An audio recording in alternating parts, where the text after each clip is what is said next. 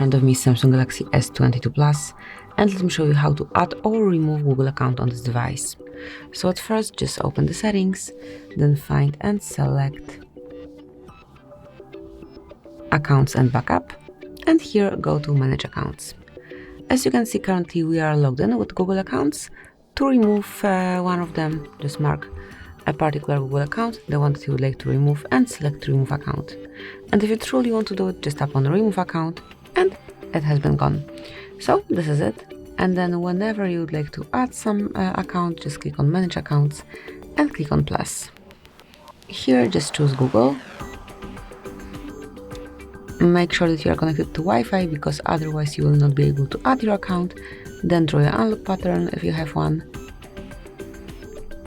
and tap on Continue. And here provide your email number or email address, or phone number, whatever is connected with your Google account. And then click on Next. Now it's time to enter the password, so just let me do it off the screen. Here it is, and then click on Next. Tap on I agree. And that's it. As you can see, this Google account has been added. So that will be all. This is it. Thank you for watching. Please subscribe our channel and leave the thumbs up.